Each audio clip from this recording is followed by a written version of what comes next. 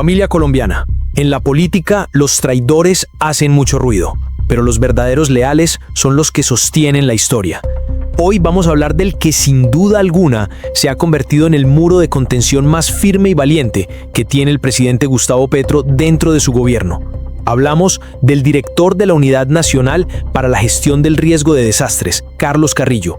Un hombre atípico, un bicho raro en el mejor sentido de la palabra, que llegó a meter las manos en la entidad más podrida del país para salvar el proyecto del cambio. Yo creo que usted lo pone de una manera que es un poco, no sé, que puede estar buscando generar indignación. No, director, no, si sonó así, no, esa es la intención. Al contrario, es tener como la claridad. Como la nota de hace un momento, que permítame decirles, su corresponsal está desinformando. ¿Por qué? Entonces, qué bueno que revisen la información que les entrega el corresponsal. No, de hecho es bueno tenerlo usted para que nos haga claridad sobre lo que está pasando, director, con todo respeto. Cuéntenos en qué fallamos. No, y yo con todo respeto les digo, ustedes fallan en muchas cosas, pero en este caso particular fallan en emitirle y en contarle a todo el país una información sin corroborar simplemente porque lo diga su corresponsal. Muchas gracias, director. Lamentamos no, director, disculpe, con todo respeto, en esos términos no vamos a conversar con usted. Yo lo conozco personalmente y usted es un tipo muy respetuoso y no podemos tener una conversación cuando usted está con esa actitud y nosotros queremos hablar respetuosamente con usted. Le agradecemos estos minutos. Si usted lo que quiere es censurarme, si usted lo que quiere es que el país se quede. No, disculpen, pero no podemos tener esta conversación cuando el director en este momento, pues lastimosamente nos está señalando y no está dando la respuesta, sino que está más bien criticando un informe. Carlos Carrillo no es un delfín político de la oligarquía, ni un rentista de capital. Es un hombre que hace parte de la clase trabajadora, un diseñador industrial de la Universidad Nacional, que vivió 6 años como migrante en China, donde forjó una disciplina implacable y donde, según sus propias palabras, se terminó de forjar su visión política al vivir en el escalón más bajo de una sociedad extranjera. Regresó a Colombia, se convirtió en un activista digital frentero y luego en concejal al que no le temblaba la voz para denunciar la corrupción de Enrique Peñalosa y Claudia López. Pero su verdadera prueba de fuego llegó cuando el presidente Petro le entregó el cargo más caliente de Colombia: limpiar la debacle, el asqueroso robo y la traición de Olmedo López en la UNGRD. Señor Carlos Alberto Carrillo Arenas, ¿jura usted ante el pueblo de Colombia cumplir bien y lealmente las obligaciones que la Constitución y la ley le confieren al cargo para el cual ha sido nombrado? Sí, juro. Si así lo hiciera, el pueblo de Colombia se lo premie y si no, él se lo demande. Cualquier político tradicional habría llegado a echarle tierra al asunto, a tapar los huecos y a pactar con las mafias. Pero Carrillo hizo todo lo contrario. Como bien lo destacó la reconocida periodista María Jimena de Usán, quien lo nombró sin dudarlo el funcionario del año 2025, Carrillo no cerró los ojos, empezó a desmantelar la red criminal que usaba la plata de los desastres con fines politiqueros. Su gestión es tan contundente que logró recuperar para el Estado más de 7.722 millones de pesos de los sobrecostos de los carrotanques de La Guajira, plata que ya está de vuelta en las arcas de la nación. Pero ser un funcionario honesto que frena contratos amañados tiene un precio y, lamentablemente, a veces los peores ataques no vienen de la extrema derecha, sino del fuego amigo dentro del propio gobierno. Y aquí tenemos que hablar claro y poner los puntos sobre las íes. Hemos visto una campaña de desgaste interna liderada por la exdirectora del DAPRE, Angie Rodríguez, una funcionaria que, extralimitándose en sus funciones y usando las redes oficiales de la presidencia, organizó ruedas de prensa para tachar a Carrillo de inepto e incompetente. Lo hizo justo un día en que Carrillo estaba en un vuelo sin señal, atendiendo una alerta naranja en el volcán Puracé. Y no contenta con eso, llegó al nivel de eliminarlo del grupo oficial de directores del gobierno y de realizar despidos masivos en el Fondo de Adaptación el 1 de enero.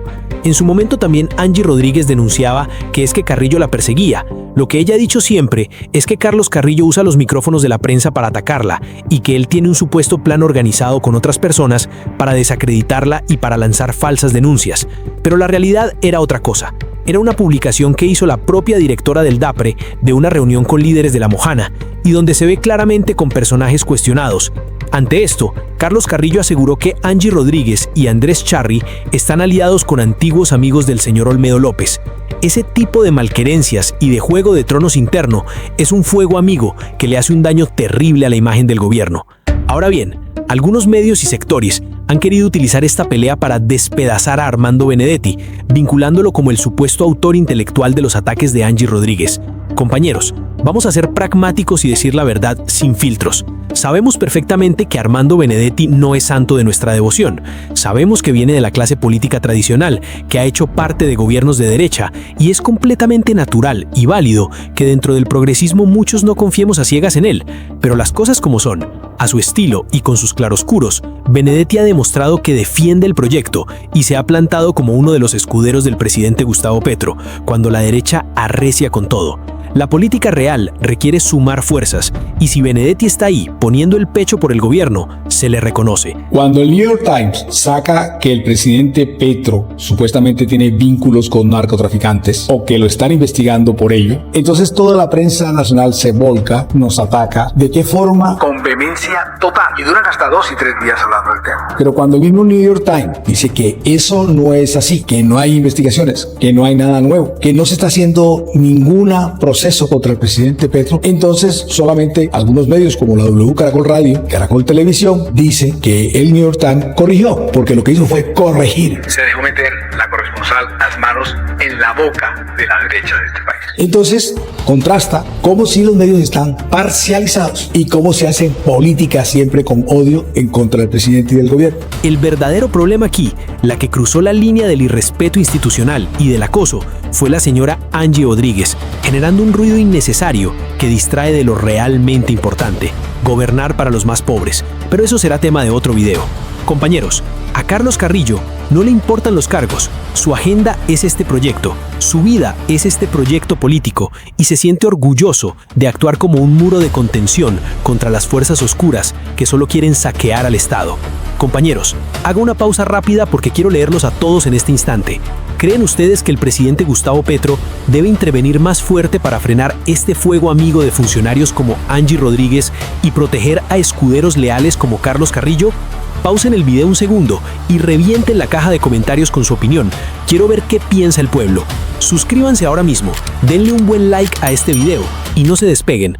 A continuación, vamos a reaccionar a la entrevista más íntima que ha dado Carlos Carrillo en el programa Preguntas al Alma. Van a descubrir la soledad, el dolor y el inmenso sacrificio personal que tiene que pagar un hombre por no venderse al sistema. El video deja muy claro el precio tan alto que pagan los que intentan hacer política honesta en este país. Comencemos. El siguiente invitado es uno de los funcionarios más atípicos del país y de este gobierno. Es sin duda, en el mejor sentido, uno de los más raros. Es diseñador industrial, egresado de una universidad pública, la Universidad Nacional. Hizo una maestría en diseño en Shanghái, en China. Habla mandarín. Le gustan los gatos. Y políticamente hablando, y los perros, y políticamente hablando, no le huye a una que otra pelea de gallos. Hoy en este episodio de Preguntas al Alma intentaremos ir más allá del funcionario, ir más allá del político y más allá además de la dirección de una de las entidades pues que ha sido muy polémica en el país, la dirección de la UNGRD, en su momento pues con Olmedo López. Muchísimas gracias, bienvenido a Preguntas al Alma. Muchas gracias por la invitación, felicitaciones por este nuevo espacio y pues bueno, hablemos. ¿Cómo le gusta que le llamen o cómo le llaman más? ¿Director, doctor, diseñador? Desde que yo llegué al consejo como concejal, cuando uno llega al consejo le ponen un tapete rojo en la puerta, literal. Y entonces empieza la fase en la vida del sí doctor. Entonces ni siquiera le dicen a uno doctor, le dicen a uno sí doctor. Y eso es una cosa muy, creo yo, muy rara del ejercicio del poder, sea pequeño, mediano, grande, y es ese deseo de complacer de quienes rodean al, entre comillas, poderoso. Entonces yo prefiero que me digan por mi nombre de pila, que pues además no me incomoda en lo absoluto. Nunca he tenido trauma con mi nombre. Pero generalmente a uno en estos espacios le dicen sí, doctor. Sí, total. Sí, doctor. El doctor, sufrimos de doctor. Sí. ¿Quién era antes Carlos Carrillo, antes de ser político? ¿Quién era? Pues yo creo que los políticos nacemos políticos. Lo que pasa es que hay un momento en la vida en que uno decide entregarle la vida a la política. o entrar a poner su nombre a consideración de otros para un cargo de elección popular, pero yo tuve un tránsito relativamente muy rápido de pasar del activismo digital en un momento en el que despuntaba ese activismo digital a ser un político activo, pues en busca de una elección, de aspirar a un cargo público. Eso se demoró una cuestión de 2 años. Yo regresé de la China, de hecho de paso, yo no tenía la intención de volver, yo me había desarraigado, entre comillas, porque uno se va, pero yo nunca me desligué de la política del país, porque pues es que uno nace así, uno nace político, uno nace leyendo el periódico, uno nace con una pulsión que lo lleva a preocuparse por la discusión pública. Entonces uno puede vivir literalmente en la Conchinchina. Desde que existe este flujo libre de información es imposible desprenderse. Pero digamos que yo sí había tomado la decisión de vivir fuera del paraíso travel, ¿cierto? Que es así, ¿no? Ser migrante es muy difícil. Y yo creo que uno de los periodos de mi vida que yo más atesoro es el de haber sido migrante, el de estar en el escalón más bajo de la sociedad, en el primer peldaño donde está el ciudadano que ni siquiera es ciudadano de pleno derecho, el que no tiene acceso a los beneficios públicos, el que... y ahí me acabé de mamertear. O sea, si yo no hubiera pasado por ese tránsito de estar en lo más bajo de la sociedad, pues, probablemente estaría en el Partido Verde, ¿no? ¿Pero cuánto tiempo vivió en China? Yo viví en China 6 años. Y se quería, por lo que lo escucho hablar, se quería quedar más tiempo. Yo me fui, yo terminé la universidad y me fui. Yo viví en Inglaterra y me fui con la intención clara de no regresar. Pero ahí ya hacía activismo político, digital, nada. No, en lo absoluto. Más allá de las clases y pero mi vida era una confrontación permanente. Estamos hablando del segundo gobierno de Uribe. ¿Cuántos años tenía Carlos Carrillo ahí? Yo tenía 24 largos. O sea, apenas me gradué de la universidad, me fui. Y me fui, pues, ¿por qué? Porque aquí es muy difícil. Yo no soy un hombre de abolengo. Yo no soy un rentista de capital. El otro día me estaban criticando mucho porque dije que yo hacía parte de la clase trabajadora, y pues por supuesto que hago parte de la clase trabajadora porque no soy dueño de los medios de producción. Yo no soy como Engels, que tenía fábricas, ¿cierto? Yo vivo de lo que me pagan por mi salario y lo que me he ganado trabajando. No tengo más. Entonces, pues además estudié diseño industrial, que no es precisamente como una profesión así que uno diga este man. Y nada que ver con la política, además. Nada que ver con la política. Por eso soy en la Facultad de Artes de la Universidad Nacional. ¿Y recuerda ese instante en el que usted dijo, yo me quiero dedicar más a la política? Sí. ¿Cuándo fue eso? Fue una decisión cuando me lancé al consejo. O sea, eso fue a mí me propusieron lanzarme a la Cámara en el 18.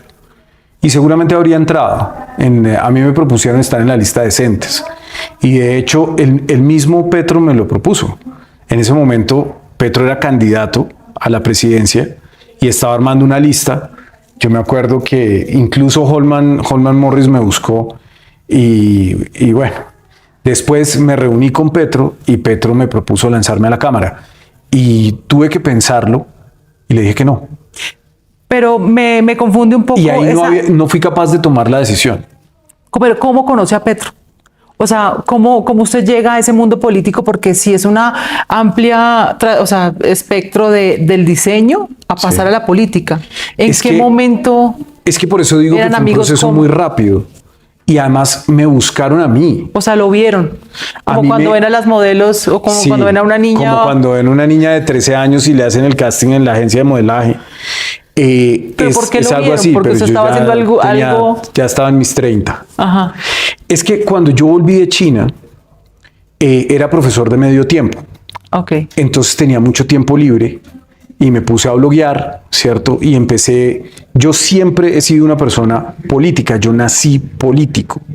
Yo nací con ganas de meterme en la discusión pública y siempre toda mi vida desde niño fue muy confrontacional. Yo tengo un problema grave con el poder, ¿cierto? Con la autoridad. Y eso es un rasgo que he tenido toda la vida. Pero enfocar eso a la política puede ser muy problemático. pero yo nunca había hecho, esto es una cosa que a mí nadie me cree, pero yo no estuve ni en la JUCO, ni en la JUPA, ni en las ligas menores del Cúcuta Deportivo, no, nada, absolutamente nada. O sea, yo nunca tuve una relación orgánica con la política hasta que regresé de China. Empecé con el blog, empecé con Facebook, digamos que empecé a ser un activista digital. ¿Usted en sus redes? En un momento, por ejemplo, mi amistad con Wally y con muchas otras personas de este mundo político sale de Twitter. Pero es que Twitter era una cosa así de grande. Vea, le voy a poner un ejemplo que es frívolo, pero puede llegar a ser interesante para que usted vea lo que pasa 10 años después.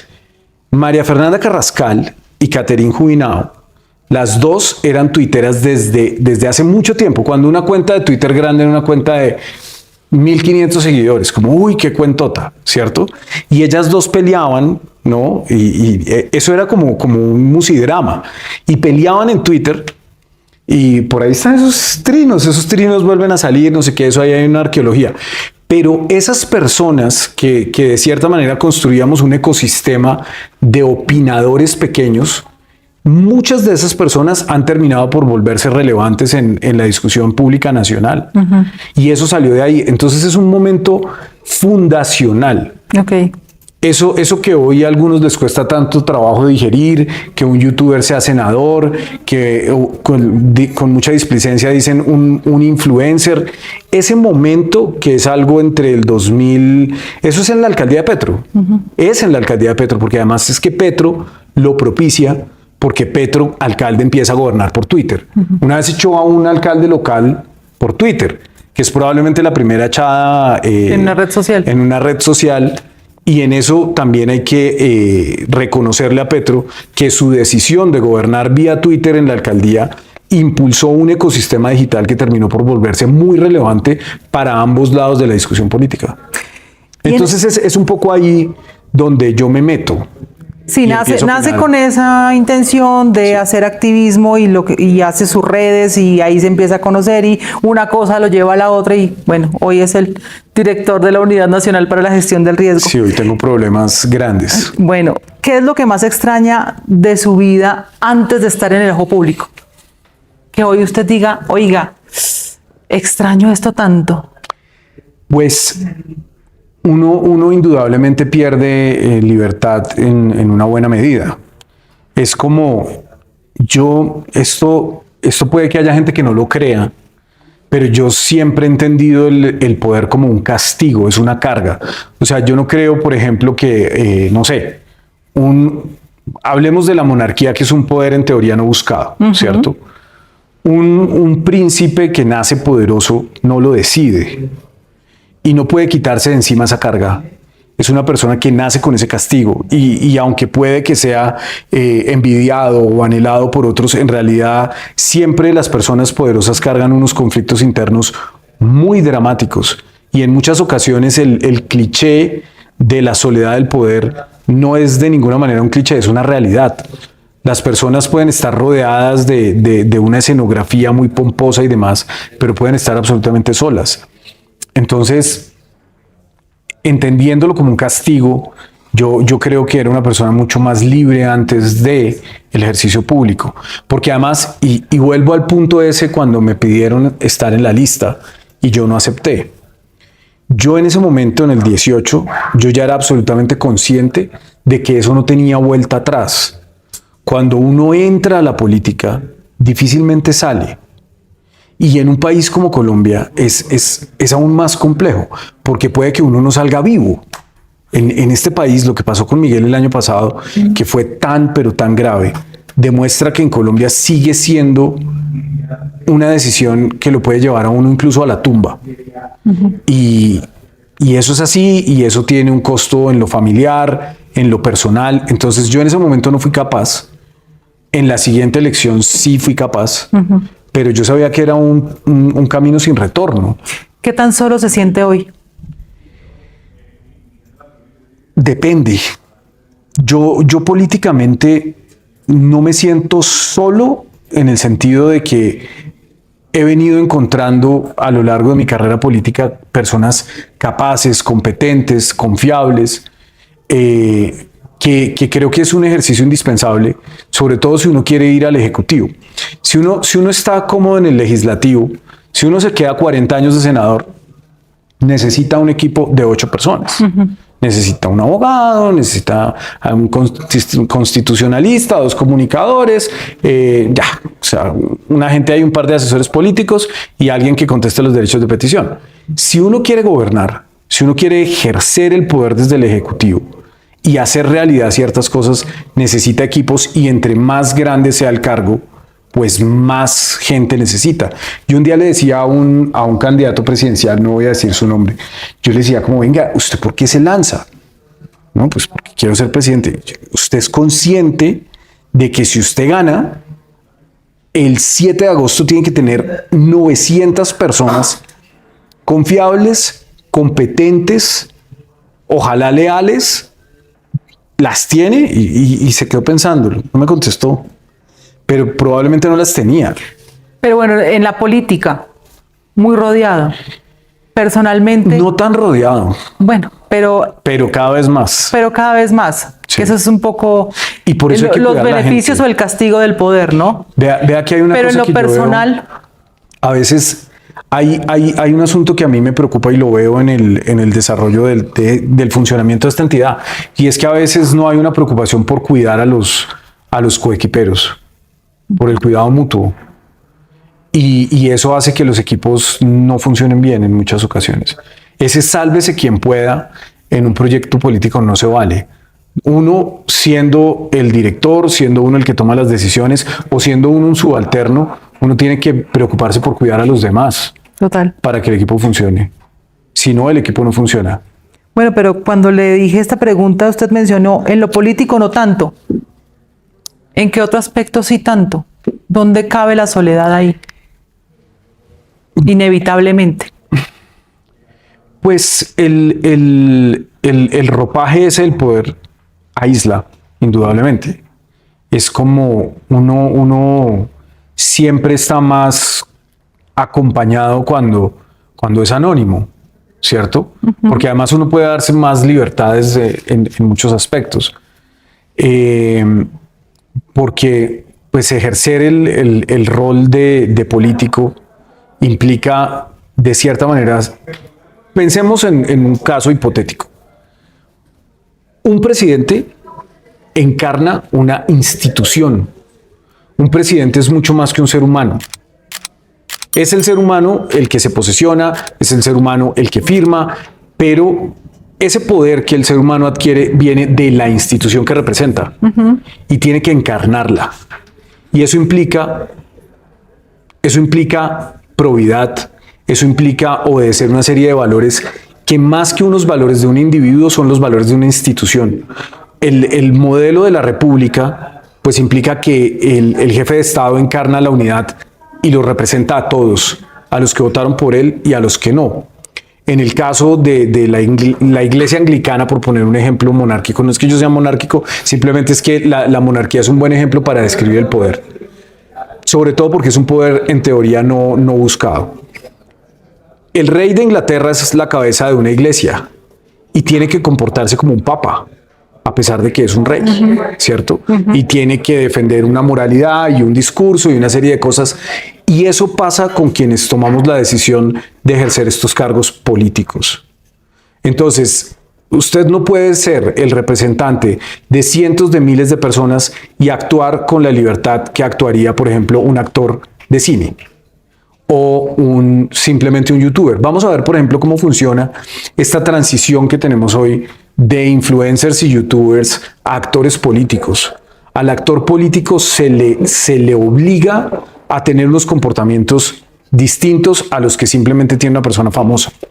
Hablamos hace unos instantes de este actor, de este personaje que todos tenemos en algún momento. Y hasta dónde este personaje, Carlos Carrillo, se mezcla o se une con esa humanidad. Porque eso que está diciendo es muy importante. Al final, usted está representando una institución que representa a millones de ciudadanos. pero no hay que dejar de lado este ser humano. Y en medio de eso está el personaje Carlos Carrillo. Sí, los políticos somos actores sin excepción alguna. O sea, la política el poder tiene una escenografía. Por eso los palacios, por eso el neoclásico, por eso pues el presidente en una república tiene un palacio, ¿cierto? La monarquía tiene un primer ministro, que el primer ministro tiene un despacho modesto, pero hay una escenografía de poder que está en el Parlamento o que está en la casa del jefe de Estado. Entonces, aunque hay una cosa histriónica, hay una cosa profundamente histriónica en el ejercicio de la política. Cuando una persona se sube a un atril y empieza a dar un discurso, ahí hay una puesta en escena. Siempre la habrá. Pero yo sí considero que hay mucho del ser humano real dentro del personaje, en mi caso, que no implica que deje de ser un personaje. Porque todos, o sea, yo no soy una persona tan dura en mi cotidianidad, ¿no? Yo cuando asumo, por ejemplo, el papel de estar aquí al frente de la entidad más corrupta del país en su momento, ¿cierto? En la que le cuesta al presidente y al gobierno, pues le pasa la mayor factura por el escándalo de Olmedo, pues yo no podía llegar aquí con sonrisitas y cariñitos y unicornios, ciertos rosados. Yo tenía una obligación de llegar aquí a confrontar, a romper, a enfrentar una mafia. Yo tengo enemigos que son realmente poderosos, peligrosos, y a esos enemigos no se les enfrenta con ternura. Pero uno en el interior de su ser, pues nunca va a abandonar otras cosas de la complejidad humana, el miedo, el dolor, la ternura, el amor, pero son cosas que no necesariamente se expresan en la discusión política. Ojalá se expresaran más. Y en ese límite, ¿cómo hace usted para que ese personaje, Carlos Carrillo, no se le descarrile y esté el ser humano? ¿Qué hace en ese momento? ¿O qué cree cuál es la emoción que usted lo sabe? Porque me menciona el miedo y demás, ¿no? Hay emociones que lo salvan a uno. Sí, indudablemente. En esos momentos, por ejemplo. Y yo también creo que hay lecturas que lo salvan a uno. Yo atesoro mucho el hecho de no ser un cuadro formado.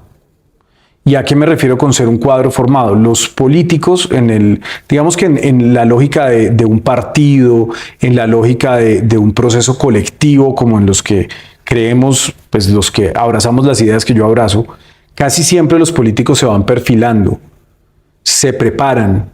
Hay una formación de cuadros dentro de los partidos para que eventualmente lleguen. Hay una enorme paciencia, ¿no? Por eso los partidos, un poco, ¿usted vio Chernobyl? No. ¿No? Es una buena serie. Es que el cine y la televisión son buenas herramientas para explicar el mundo. Entonces es como esa historia un poco del Partido Comunista, donde hay un secretario que tiene 80 años y es el que toma todas las decisiones. Eso sí es un poco así. Y todos los demás tienen que esperar a hacer fila y es un tanto una gerontocracia. Como yo no hago parte de esa formación, como yo no hago parte de las estructuras de partido, pues soy, como usted lo dijo al principio, un poco un bicho raro. Y a mí me ha ayudado mucho para mantener el control del personaje, pues que sea una cosa tardía. Yo no abracé esta militancia política y esta causa política a los 14 o a los 15 años. Yo pues hacía otras cosas, tenía otros intereses. Yo de hecho he leído poco de teoría política en mi vida. Pero parece que... Pero a mí me interesaban más otras cosas. Okay. A mí me interesaba más la literatura, las novelas.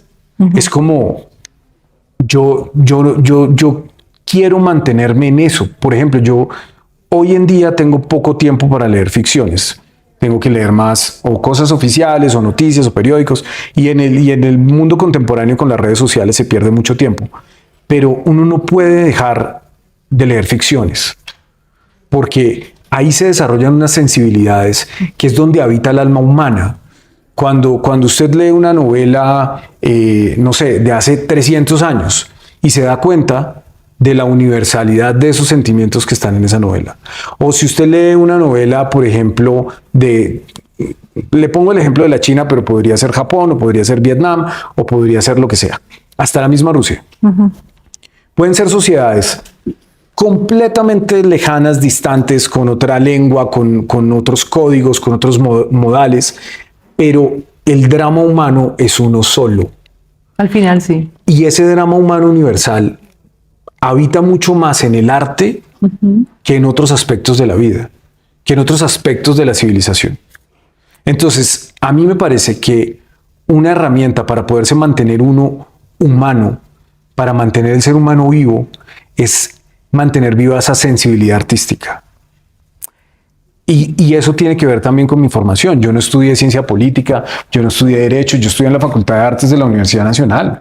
Y en ese sentido, ¿qué parte suya ha tenido que cambiar justamente para ser el director de esa entidad, como humano? Uno tiene que pagar una factura. Todo en la vida se paga un precio. Sí, y es muy alto. Es muy alto. Es para ejercer con alguna solvencia el rol político, uno tiene que sacrificar indudablemente en lo personal. Indudablemente, porque requiere de concentración. Es una cosa muy... es casi que clerical. Y en lo personal, uno ¿qué ha tenido que cambiar? Una especie de clérigo. No, pues muchas cosas. Mi vida gira alrededor de esto. O sea, la gata viene aquí todo. O sea, es como esto es en buena medida mi hogar también. Yo hoy habito la política. Y si no tuviera esto, ¿qué sería Carlos Carrillo? ¿Quién sería Carlos Carrillo? Pues yo creo que yo me puedo refugiar en muchas cosas. A mí no me costaría soltar el cargo. No me refiero a eso. Me refiero a su mundo político. Yo no me veo soltando el mundo político ya. O sea, yo no me hallaría haciendo otra cosa. Pero yo no voy a dejar de hacer política nunca. No, yo entiendo, pero al final los seres humanos somos de muchas vidas también. Indudablemente. Y usted tiene esta vida que está acá. ¿Se ha puesto a pensar quién sería Carlos Carrillo sin esta vida política? Probablemente una persona más feliz, más plena en ciertos aspectos. O sea, habría podido, no sé, quizás tener una carrera profesional exitosa en lo que estudié, probablemente hijos, no sé, una felicidad más, pues, más cotidiana, ¿cierto? Las cosas que le dan felicidad a los seres humanos generalmente son muy pequeñas. Sencillas. Sí, son cosas que no tienen que ver ni con el dinero, ni con el estatus, ni con el reconocimiento, sino son cosas pequeñas. Son, no sé, que si alguien tiene hijos, que ese hijo cante, toque un instrumento, juegue fútbol, aprenda algo, haya una muestra de cariño, ¿no? Generalmente ese tipo de cosas dan más felicidad. ¿Y a usted qué lo hace feliz hoy? A mí me llena bastante sentirme útil. A mí eso me gusta. O sea, yo siento que, por ejemplo, a veces me dicen, pero ¿usted por qué no renuncia? ¿Cierto? Eso me lo han preguntado 1000 veces. ¿Usted por qué no renuncia? Si se la pasa peleando con todo el mundo, no sé qué. Yo en este momento, con el trabajo que he hecho, del cual me siento orgulloso, tranquilo, tengo mi conciencia limpia. Yo he estado aquí enfrentando un problema realmente muy grave y dentro de lo que puedo, contengo unas fuerzas oscuras. Que eso puede sonar muy dramático, pero es real. O sea, muy es ficción, muy novela de ficción. Sí, suena muy novela de ficción, pero es concreto. Hay unas fuerzas oscuras dentro de la clase política colombiana que tienen un impulso único, que es saquear el Estado. Entonces, el hecho de que yo actúe un poco como un muro de contención a eso me hace sentir útil y eso genera felicidad. Ahora hay pequeñas felicidades en la vida que pues que siempre estarán ahí. Ver un lugar nuevo, disfrutar de la compañía de alguien, en fin, o sea, son cosas que siempre van a estar ahí con o sin el cargo. Hablábamos del poder y de la libertad. ¿Quién es la persona en este momento que le dice la verdad a usted, así no le guste?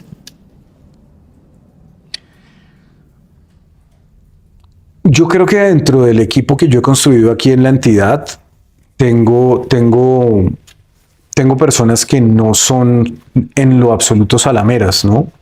O sea, personas que me hablan con franqueza. Y pues yo trato de escucharlos, no siempre los escucho, o sea, siempre llega un punto en el que uno simplemente, el que toma la decisión hace lo que quiere.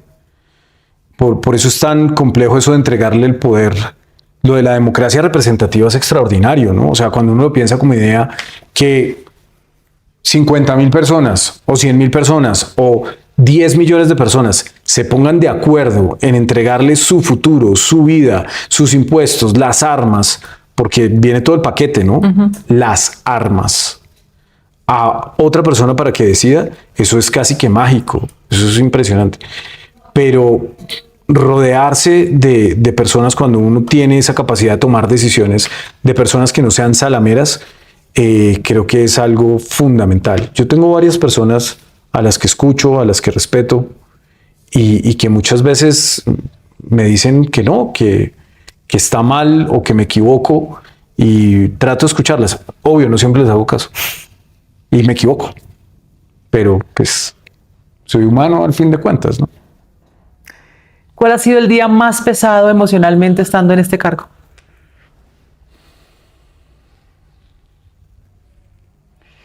Sabe que yo creo que fue el día de la rueda de prensa de Angie Rodríguez, porque yo he tenido muchos días difíciles aquí, muchos, desde el primero. O sea, desde el primero, el segundo que llegaron las 3 embarazadas aquí a esta oficina. Han sido muchos días muy difíciles.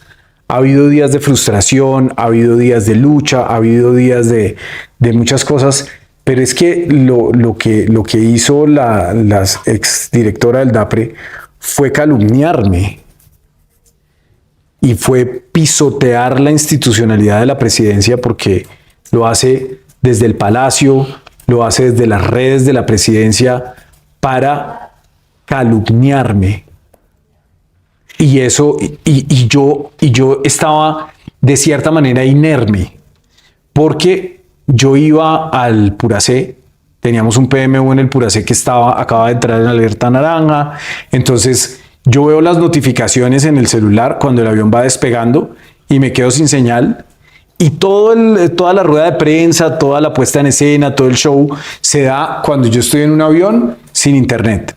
Y aterrizo y empiezan las 50.000 notificaciones y yo tengo que ir a atender mi trabajo, mi responsabilidad, que es un volcán. Y tratar de enfrentar las dos cosas al mismo tiempo. En el punto en donde estábamos no había señal no había 4G, no había ni siquiera Wi-Fi, no había nada, no había señal. Entonces estar incomunicado casi todo el día mientras me estaban difamando, mientras básicamente me estaban devorando, porque no solamente era ella, eran muchas fieras tratando de consumirme. Ese día fue muy difícil. ¿Qué sintió en ese avión? Sentí frustración. Sentí frustración y fue un momento difícil. Cuando volví a Bogotá, y llegué a la rueda de prensa para contestarle a lo que decía esa señora, ya la sensación era difícil. Ahí ya no me sentía inerme. Ahí estaba un poco más como un toro de lidia, ¿cierto? Con las banderillas clavadas. Ahí ya estaba mucho más activo, mucho más beligerante. Pero a lo largo del día sí me sentí profundamente inerme. ¿Y ese inerme lo has sentido también personalmente en algunos asuntos? ¿O es más en estos temas políticos? Porque quisiera preguntarle más, ese inerme que usted dice, ¿sale de ese ser humano Carrillo o del personaje Carrillo? Pues es que es difícil separarlos. Yo al principio pensaba que el personaje era 100% auténtico, ¿cierto?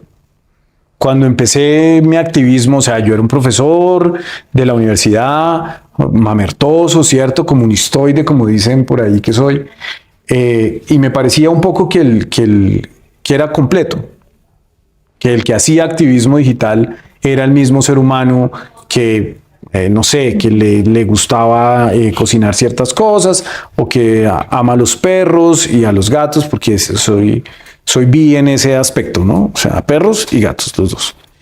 Y después me fui dando cuenta de que el personaje se va construyendo a sí mismo. A veces como que se le va la rienda, ¿no? Y uno tiene que empezar a modelarlo, uno tiene que empezar a controlarlo, uno tiene que empezar a veces a restringirlo, pero en general hay un match, o sea, es como yo me siento cómodo con el personaje, me cae bien, ¿cierto? Es como hay mucho que, o sea, yo mismo votaría por mi personaje, no lo siento tan distante. ¿En qué momentos le cae mal el personaje? Me parece que a veces es demasiado insensible, ¿no? Yo creo que el ser humano es profundamente más sensible que el personaje. Pero es que si no, no podría funcionar. Aunque todavía me cuesta, a mí por ejemplo, me cuesta mucho echar a la gente. A mí me cuesta echar a la gente. O sea, eso de decirle, bueno, compadre, o me entrega la carta de renuncia o lo declaro insubsistente, a mí me parece, o sea, me cuesta porque las personas necesitan el trabajo, porque para una persona abandonar su modo de vida es difícil, pero hay que hacerlo. ¿Qué cree que necesita hoy su alma? Empezamos a entrar en la discusión de la existencia del alma, pero yo creo que en lo profundo necesito más belleza alrededor mío. Yo estudié diseño industrial en una facultad de artes y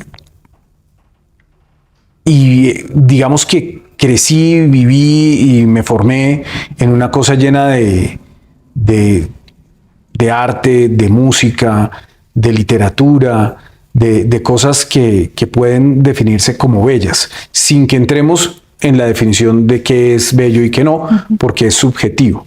Pero digamos que esas búsquedas del arte que apelan a lo profundo del alma humana me hacen falta. A mí me hace falta ir a museos, me hace falta ir a conciertos, me hace falta sentarme horas a leer, que es algo que la vida contemporánea cada vez tiene menos. Yo en estos días me vi una serie de televisión de la masacre esta de Poseto. Y era un mundo mejor. El mundo sin celulares, el mundo con periódicos impresos, el mundo, yo no creo que fuera un mundo peor. Es como aviones había, ¿cierto? Y se viajaba mejor, ¿no? Era como una clase económica, era como casi que una primera clase de hoy. Es como, yo no sé hasta qué punto la inmediatez de la información de hoy, la distracción permanente de los impulsos, los likes, por ejemplo, de las redes sociales son peligrosísimos. O sea, eso de tener uno en, ay, muy bien. Y son 1,000, 2,000, 3,000, 5,000, 6,000. Eso es una cosa que no deja que la gente se enfoque en lo importante. O sea, su alma hoy necesita Soledad, más belleza, más sensibilidad, introspección, música, más humanidad. buenos libros. Sí. Más humanidad. Más humanidad y menos poder.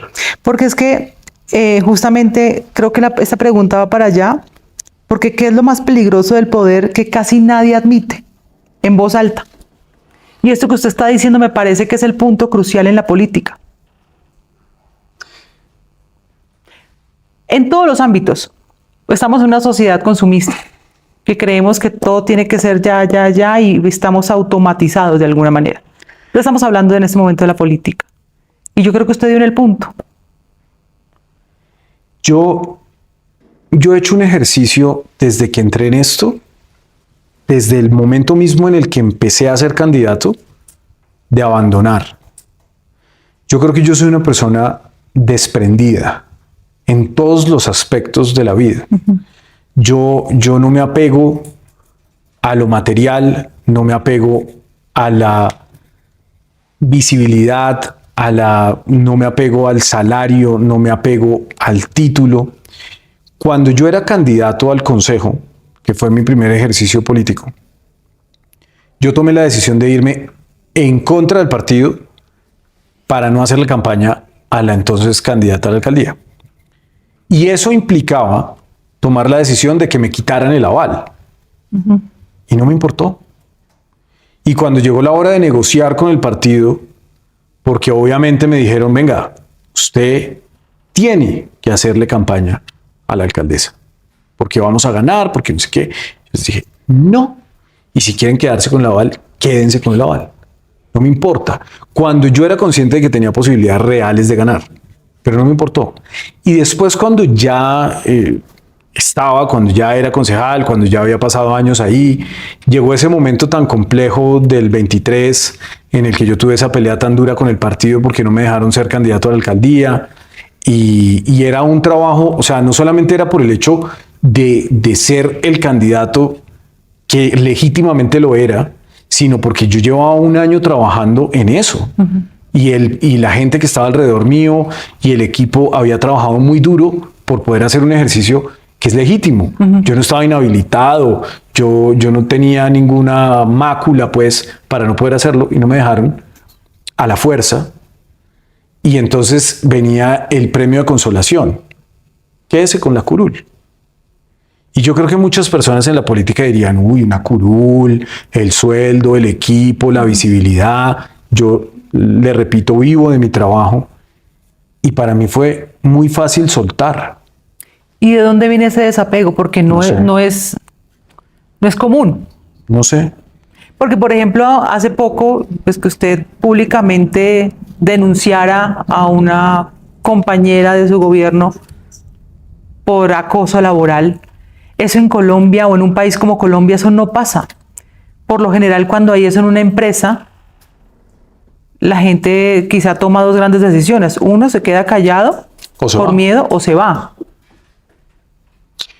Yo no me fui en ese momento porque siento que mi salida le generaba más problemas al gobierno. Y yo creo en el proyecto colectivo.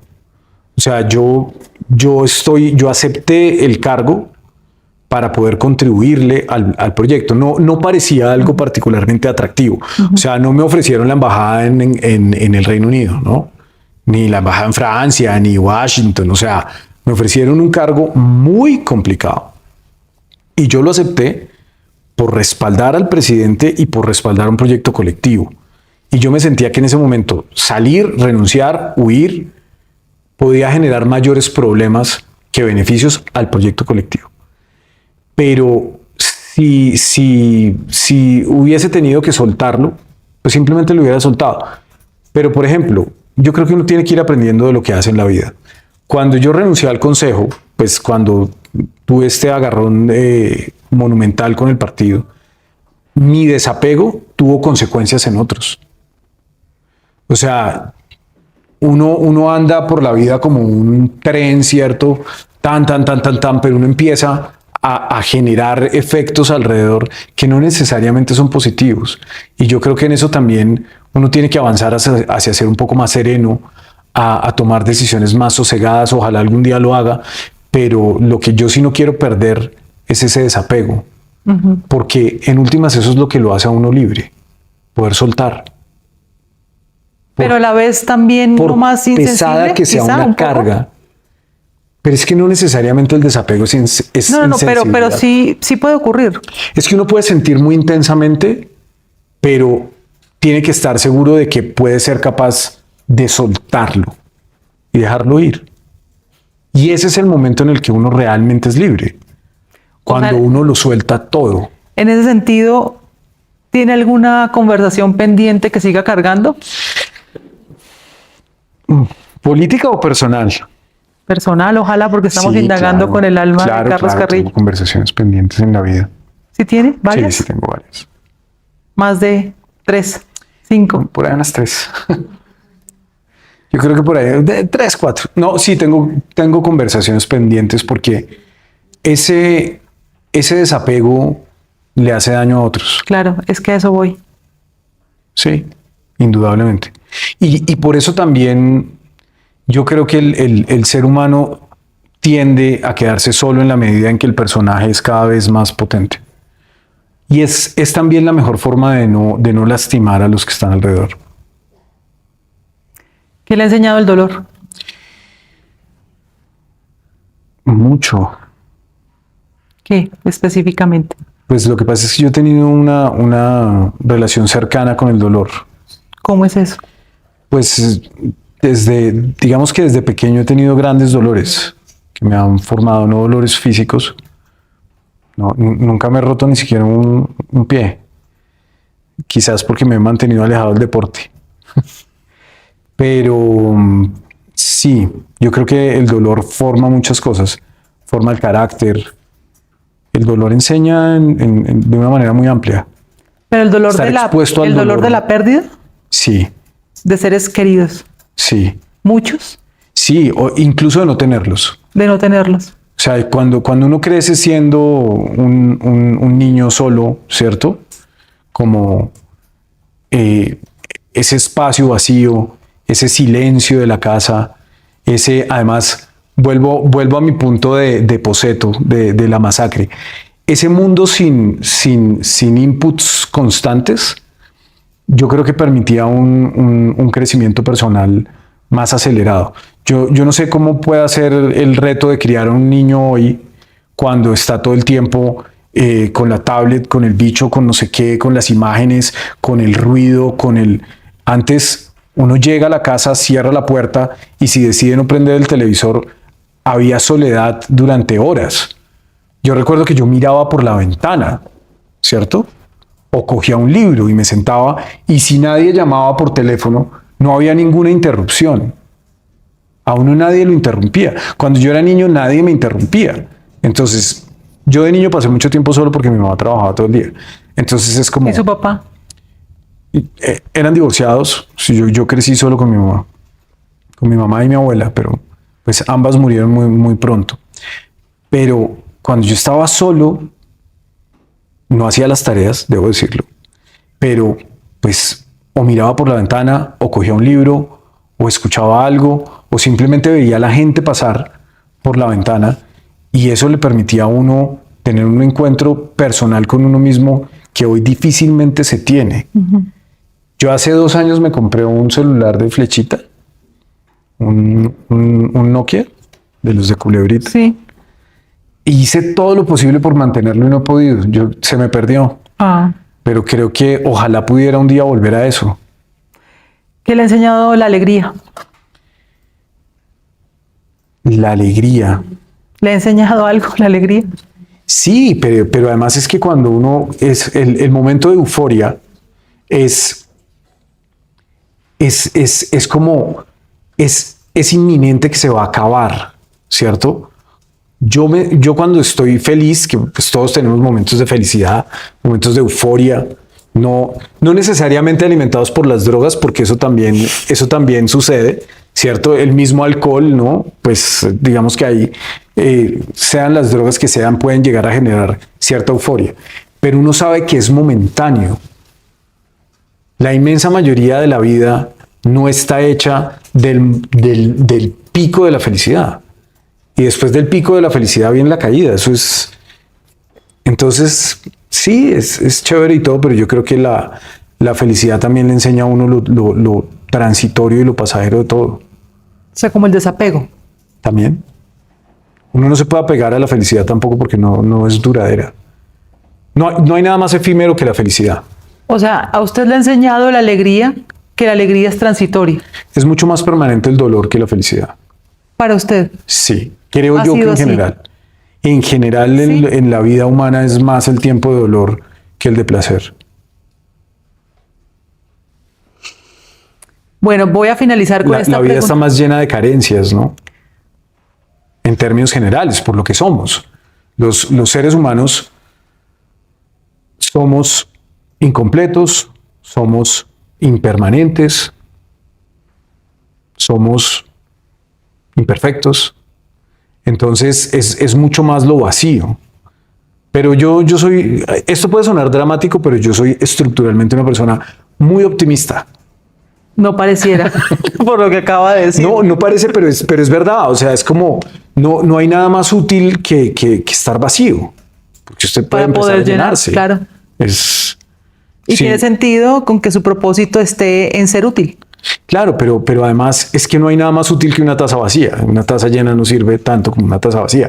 Pero además, si uno está lleno, también está lleno de certezas. Y si uno está lleno de certezas, generalmente se equivoca. Si usted tuviera aquí al frente a su alma y tuviera la posibilidad de decirle algo o de preguntarle algo, ¿qué le preguntaría? ¿Qué le diría a su alma? ¿Qué le diría usted al alma de Carlos Carrillo? Pues, ¿qué pregunta más difícil? Porque empiezo a pensar en cómo podría ser esa idea del alma, ¿no? O sea, ¿será que es mi negativo? ¿Será que es mi doppelganger? ¿Será que es buena? Bueno, ahí entró la racionalidad en Carlos Carrillo. Pero si yo me enfrentara a mi propia alma, creo que me enfrentaría a un escenario pues muy complejo de ver lo que realmente soy. Sería como un ejercicio máximo de introspección. ¿Qué le diría? ¿Qué le preguntaría si tuviera la oportunidad de preguntarle? No sé, yo creo que no me siento capaz de definir una sola pregunta porque serían demasiadas las preguntas que tendría que hacerle. Incluso puede que no solamente fueran preguntas, sino hasta reclamos. Uno, por ejemplo, ¿qué le reclamaría a su alma?